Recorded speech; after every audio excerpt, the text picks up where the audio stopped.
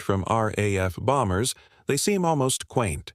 Earnest appeals in a war that is long finished, designed by people long dead to persuade soldiers who have themselves long since passed away.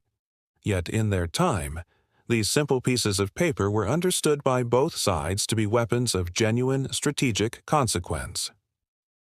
The British system of psychological operations during the Second World War represents something historically significant that is often overlooked in traditional accounts of the conflict.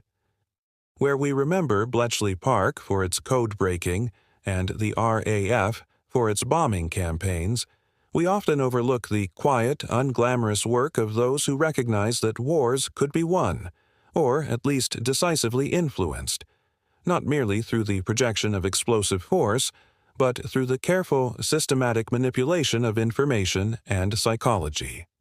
The PWE and its allied operations never received the public acclaim granted to more obviously martial endeavors. No monuments were erected to the writers, designers, and administrators who created these campaigns. Yet in their own time, military planners knew exactly what they were doing. They were waging war with information. They were using psychology as a weapon. They were dropping entire armies across enemy territory not in the form of soldiers, but in the form of ideas. When one reads period accounts of German soldiers' experiences in the final year of the war, a common thread emerges.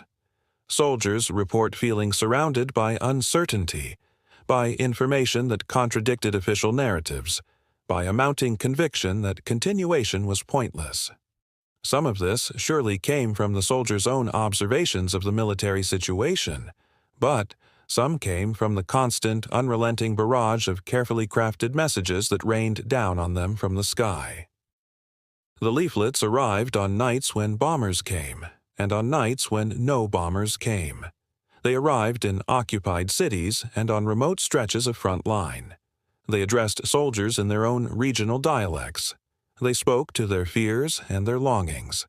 They suggested that their cause was lost, that their officers had betrayed them, that surrender was not cowardice but wisdom.